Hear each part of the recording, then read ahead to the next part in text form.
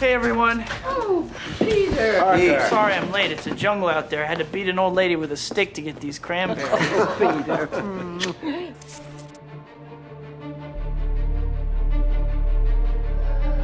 Movies Inside Out presents Spider-Man is the 2002 superhero movie based on the Marvel comic books. Despite some friction during the production process that began back in the 1980s, the motion picture gained universal recognition and started a trend for superhero movies. Watch our new video to learn about the filming of the movie that gave start to a whole franchise about the adventures of Peter Parker. The creation story.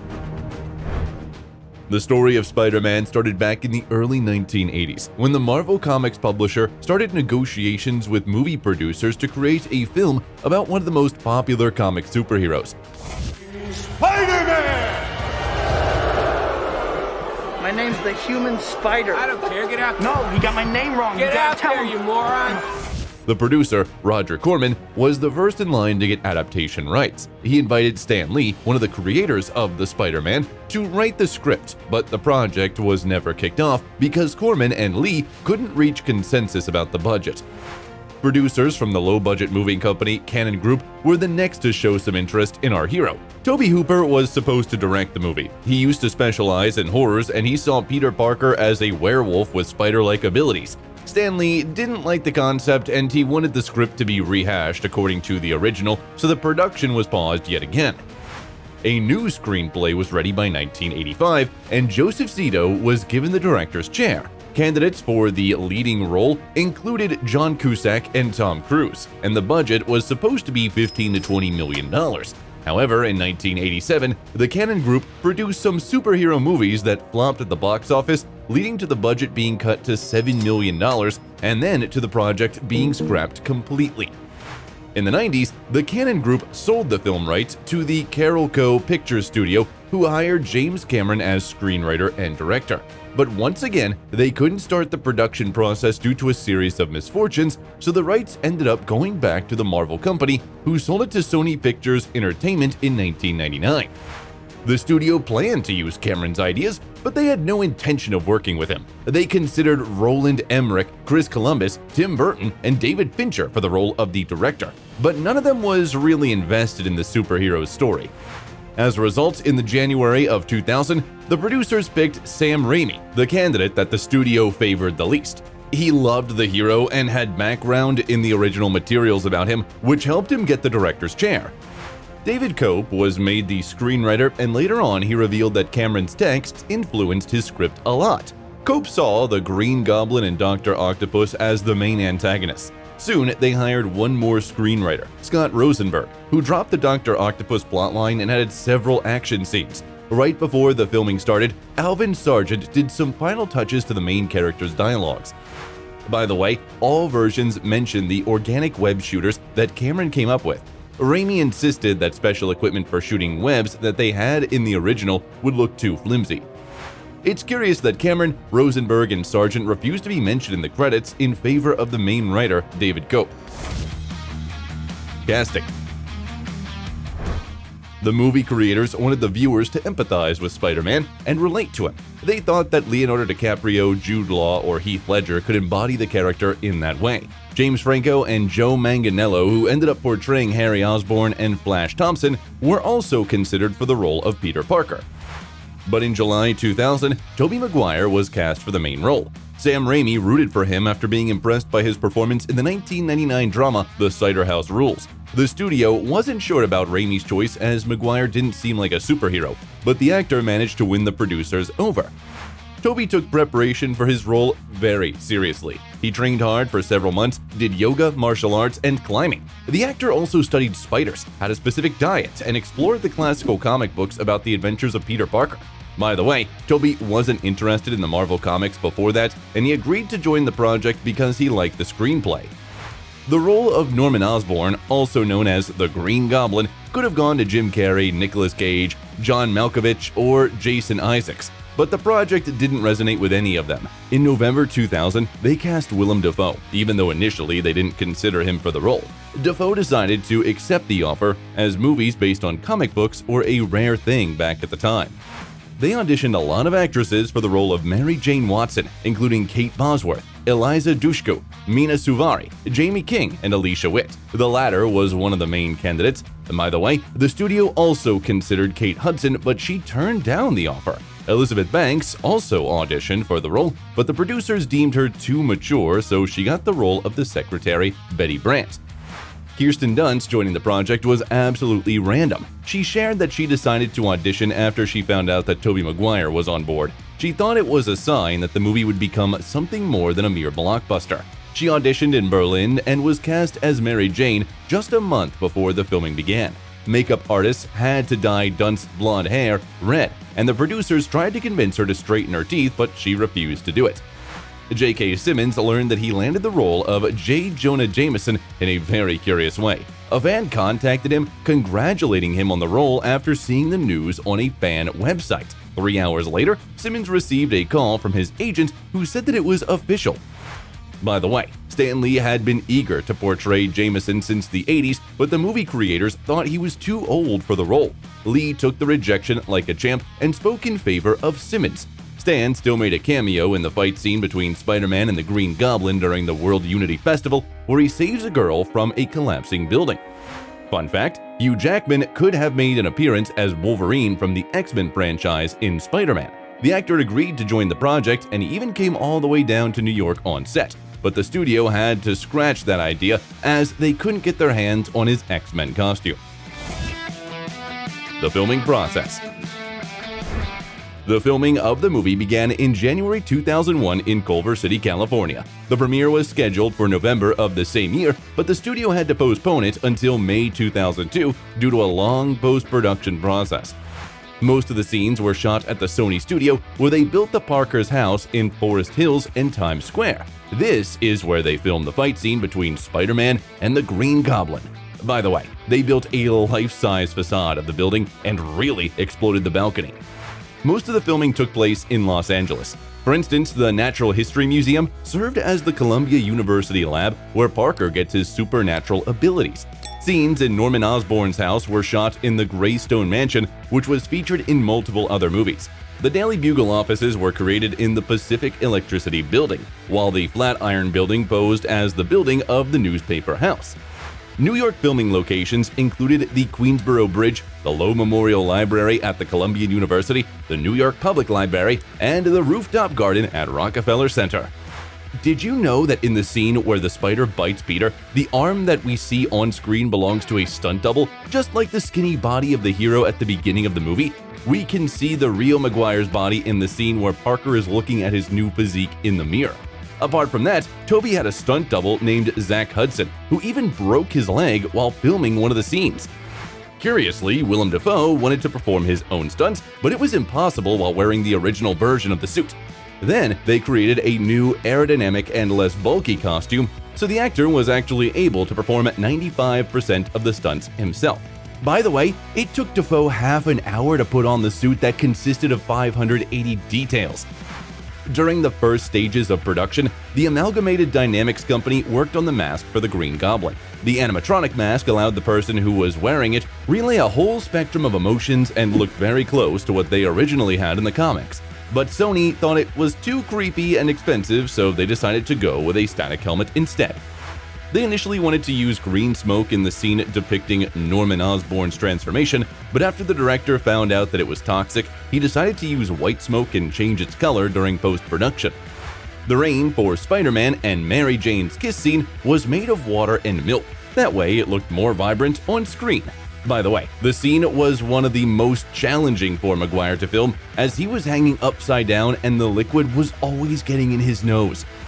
The Spider-Man suit was a bodysuit covered in a substance that made Maguire's muscles pop. Apart from that, it was a one-piece, and Tobey wore a different version with a detachable mask in the scenes revealing his face. The spider web with which the hero's suit is ornamented was created with the help of digital technologies. It's also curious that one time several Spider-Man costumes disappeared from the set.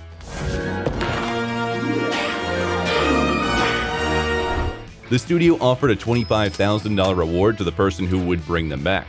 18 months later, they found out that they were stolen by a security guard who used to work on the set.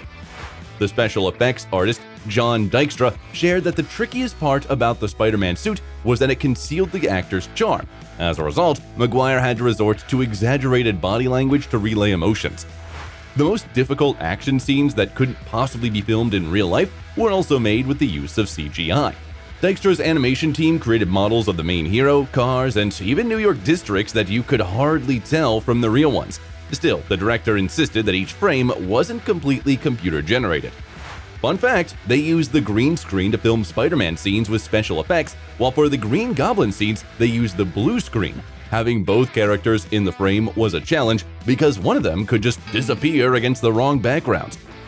As for the scene in the cafeteria where Parker catches Mary Jane's food, it was made without CGI. The tray was stuck to Maguire's hand, and the crew would throw stuff at the tray. The stunt was incredibly difficult, and it took them a lot of takes to get it right.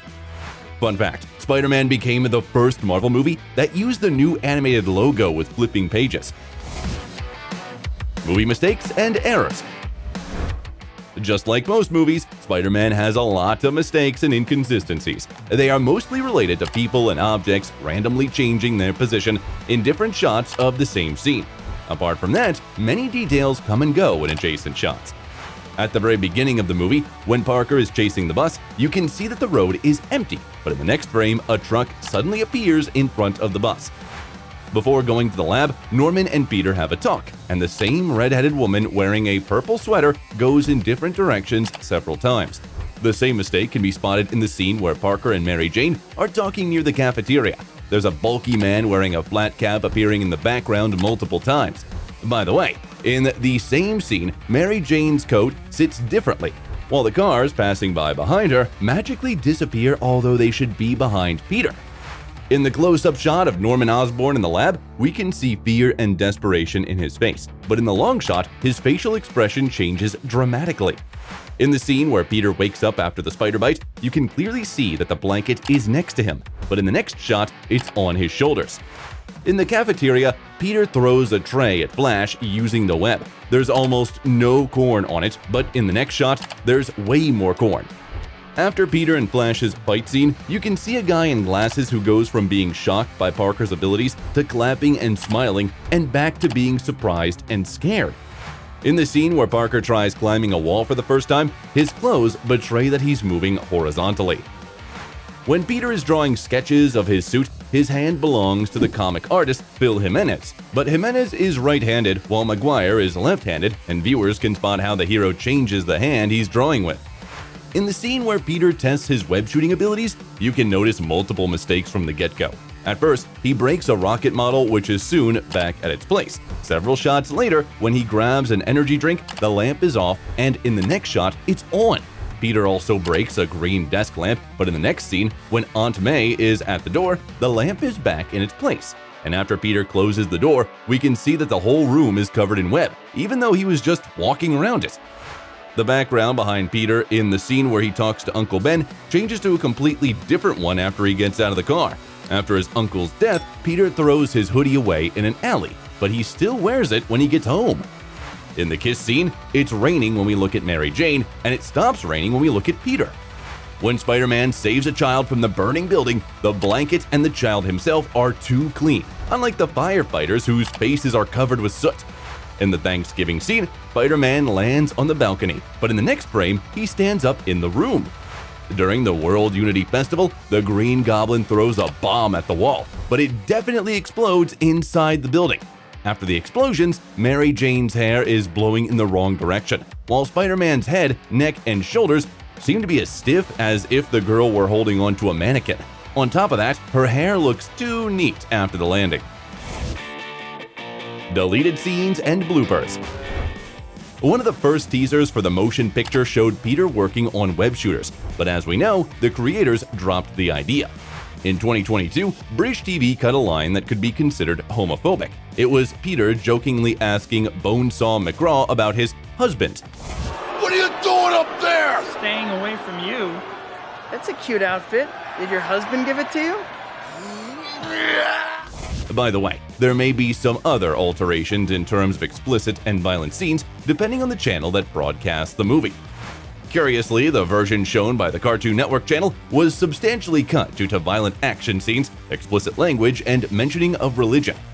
There are some deleted scenes in the DVD edition. For instance, we can see how Peter Parker apologizes to Flash for accidentally throwing food at him, and how two kids spot Peter using his superpowers, but he asks them to keep it hush. There is also an extended version with Stan Lee's cameo where he sells sunglasses, claiming they're the same as X-Men ones. And naturally, there are some bloopers as well where the actors forget their lines or can't help laughing. Let him sue me and get rich like a normal person. That's what made this good. Okay, now this time Kirsten will be the only one that points. It's this way. We double book page 6, both hop. Worldwide recognition. Not long before the movie premiere, the Motion Picture Association almost gave it an R rating because of the final fight scene between Spider-Man and the Green Goblin. That was rather violent. The creators had to introduce some changes to it, and the motion picture received a PG-13 rating, which allowed them to reach a bigger audience. To feed the interest of the audience before the premiere, Sony signed a deal with the CKE Restaurants Corporation that owns fast food chains Hardee's and Carl's Jr. They sold collectible cups and different themed toys. Later on, KFC joined the campaign. Spider-Man was released at the American box office on May 3, 2002, instantly setting multiple box office records. The motion picture grossed $115 million within the opening weekend.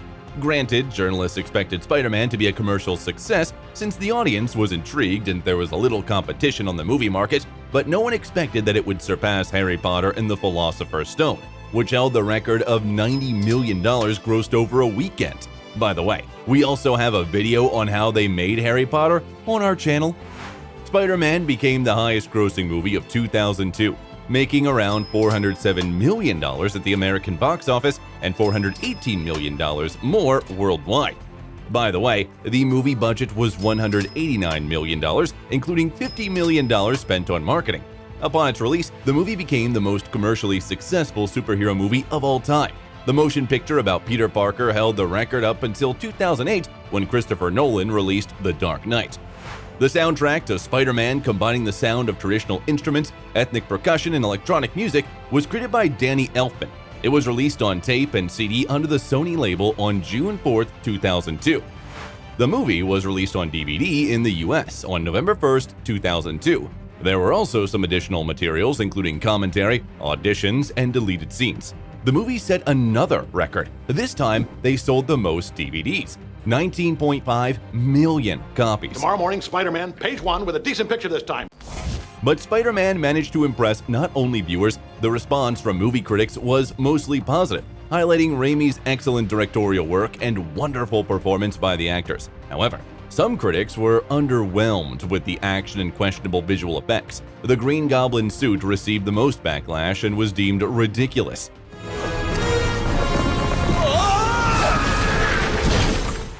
The Empire magazine ranked it 437 in its 500 greatest movies of all time list. And Entertainment Weekly magazine named the upside-down kiss in the rain one of the best kissing scenes of the decade.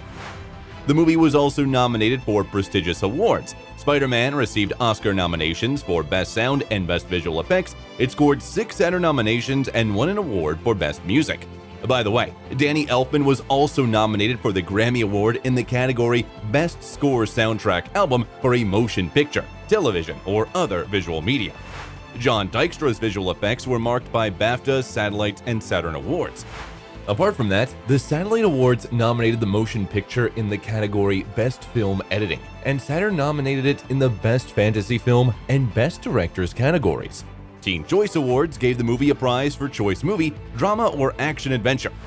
The cast performance was also acknowledged with awards. For instance, Tobey Maguire was nominated for MTV and Saturn Awards and won a Teen Choice Award. Kirsten Dunst was nominated for the Kids' Choice Awards, the Teen Choice Awards, and the Saturn Awards, and won an MTV Award. The villain role scored Willem Dafoe Teen Choice and MTV Awards nominations. Apart from that, the kiss scene featuring Maguire and Dunst won MTV and Teen Choice Awards. After the mind-blowing success of Spider-Man, which brought Maguire and Dunst $4 million and $2 million respectively, they reprised the main roles in 2004 and 2007, and still keep on showcasing their talent in feature films and TV shows of different genres. It's no wonder that such a warm welcome gave way to 2 sequels that reached the same success as the first installment, as well as Spider-Man reboots starring Andrew Garfield and Tom Holland. Do you like the trilogy about Peter Parker?